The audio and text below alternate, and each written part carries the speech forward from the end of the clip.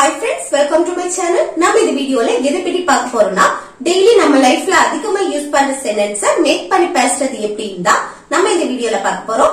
Okay friends, வீடியோக்குள்ள போறதுக்கு முன்னாடி நம்ம சேனலை ஃபர்ஸ்ட் டைம் பாக்குறீங்கன்னா Subscribe பண்ணுங்க. இந்த வீடியோ உங்களுக்கு பிடிச்சிருந்தா லைக் பண்ணுங்க. ஓகே, வீடியோக்குள்ள போகலாம். ஓகே, ஃபர்ஸ்ட் ஒன் பாருங்க. என் அம்மா அங்க இருக்காங்களா?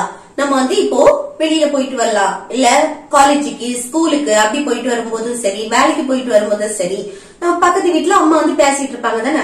அப்ப வீட்டுல இல்லைன்னா நம்ம பக்கத்து வீட்டுல போய் கேட்போம், என் அம்மா அங்க இருக்காங்களா அப்படின்னு கேட்போமா. அப்போ என் அம்மா அங்க இருக்காங்களா அப்படின்னு கேக்குறது எப்படி கேட்கலாம்? இப்ப பாருங்க, அங்க இருக்காங்களா இல்ல வந்து மெயின் வெர்ப் வந்திருக்கா. வெர்ப்னா என்ன? நம்ம செய்யக்கூடிய செயல் தானே. இங்க வந்து எந்த செயலுமே வரல. என் அம்மா அங்க இருக்காங்களா இருக்காங்களா அப்படின்னு தான் கேட்டிருக்கோம். ஓகே, இரு அப்படின்னாலே என்னது? பி வெர்ப் தான். ஓகே, அப்போ இப்படி நம்ம கொஸ்டின் கேட்கும் போது மெயின் வெர்ப் இல்லாம நம்ம கொஸ்டின் கேட்கும் போது பி வெர்ப் யூஸ் பண்ணி கொஸ்டின் கேட்கலாம். என் அம்மா அங்க இருக்காங்களா? இரு அப்படின்னாலே பீன்னு தான் அர்த்தம். ஓகே, அப்போ இருக்காங்களான்னு கொஸ்டின் கேட்கும் போது பி வெர்ப் யூஸ் பண்ணுவோம். பி வெர்ப் என்னலாம்? am, is, are, was, were, will be. Okay, இது வந்து எப்படி? அம்மா அங்க இருக்காங்களா பிரசன்ட்ல தான் நம்ம கேக்குறோம். இருந்தாங்களா அப்படின்னா அது பாஸ்ட், கடந்த காலத்தை பத்தி கேக்குறது. இருந்தாங்களா, இருக்காங்களானா இப்ப பிரசன்ட்ல இருக்காங்களா அப்படின்னு கேக்குறது, இப்போ கேக்குறது.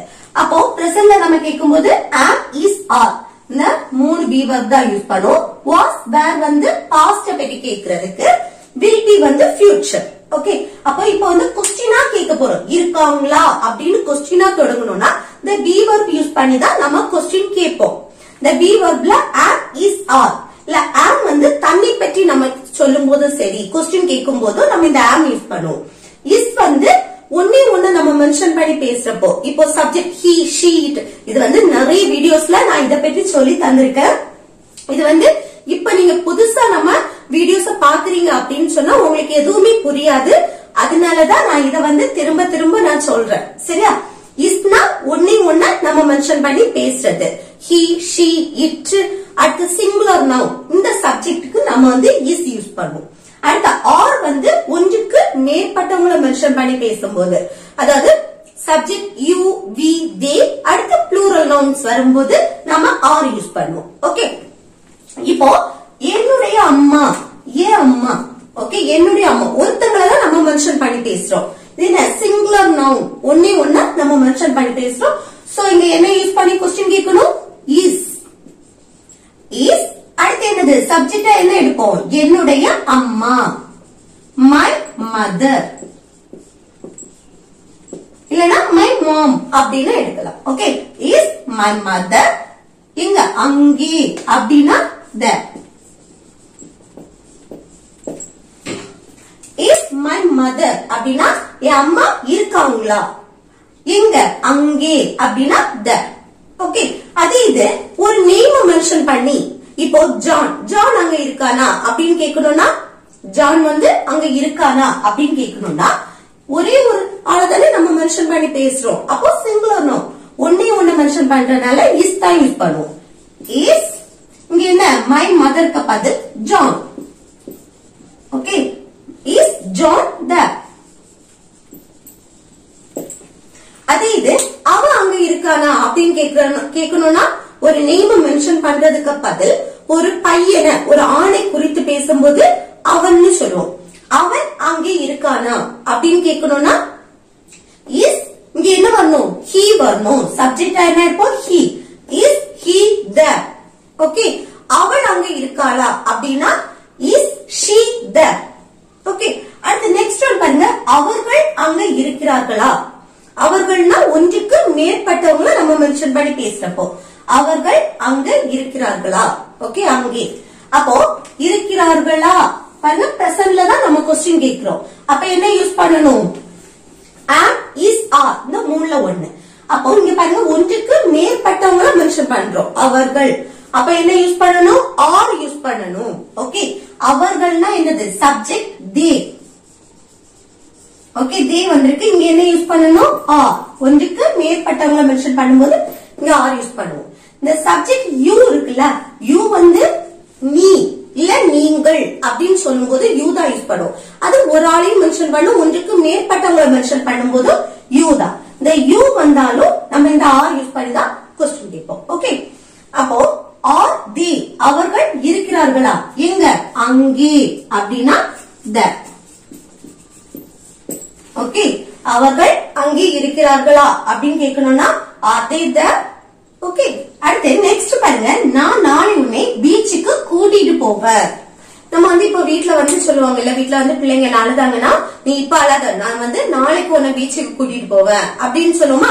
அதை எப்படி சொல்லலாம்? இந்த செயல் வந்து நாளைக்கு தான் நடக்க போகுது. எங்க? கூட்டிட்டு போவேன். இப்போ ஒரு பொருளை எடு அப்படின்னு சொல்றதுக்கு நம்ம டேக்னு சொல்லுவோம். இதை எடுனா டேக் இட். ஓகே, அதே இது ஒரு பர்சனை மென்ஷன் பண்ணி கூட்டிட்டு போ, கூட்டிட்டு போற, கூட்டிட்டு போவ இப்படி எல்லாம் நம்ம சொல்லுவோம்ல, அதுக்கு வந்து டேக்னு சொல்லுவோம். ஓகே, அதுக்கு டேக். அப்போ மெயின் வெர்ப் வந்திருக்கு, கூட்டிட்டு போகக்கூடிய செயல் நடக்கு. அப்ப கூட்டிட்டு போறதுக்கு என்ன எடுப்போம்? Take.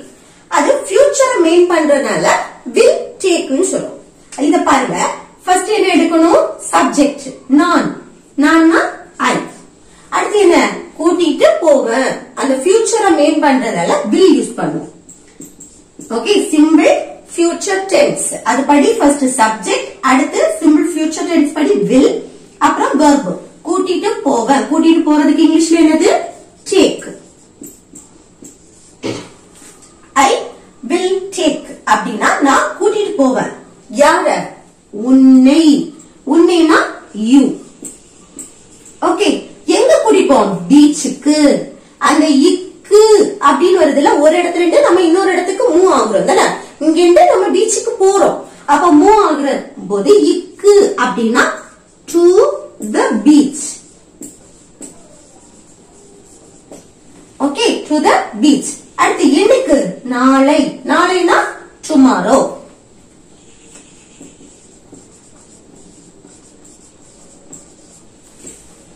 I will take you to the beach tomorrow. நான் வந்து நாளை உன்னை பீச்சுக்கு கூட்டிட்டு போவேன் அப்படின்னு சொல்றது. ஓகே, நெக்ஸ்ட் பாருங்க. இதை உனக்கு யார் கொடுத்தது? நம்ம கேட்போம்ல, இதை உனக்கு யார் கொடுத்தா, யார் தந்தா அப்படின்னு கேட்போமா? ஆல்ரெடி தந்தாச்சு. அதையே நம்ம பாஸ்ட்ல நடந்து முடிஞ்சு அதை நம்ம கொஸ்டினா கேட்கிறோம் தானே. யார் கொடுத்தது, இததான் நம்ம ஃபர்ஸ்ட் எடுக்கணும். ஓகே, இப்படி வந்துன்னா உனக்கு இதை யார் தந்தா, யார் கொடுத்தா அப்படின்னு கேட்கணும்னா யார் கொடுத்தது அதை அப்படியே எழுதணும். எப்படி எழுதணும்? யார் அப்படின்னா ஹூ. அடுத்து என்னது? இங்க சப்ஜெக்ட் எதுவுமே இல்ல. இத உனக்கு யார் தந்த, யார் தந்ததுன்னு நமக்கு தெரியாது தானே. அதே நம்ம கொஸ்டினை கேட்கும் போது யார் WH கொஸ்டின் எழுதிட்டு கொடுத்தது. இங்க வெர்ப் வந்து என்னது?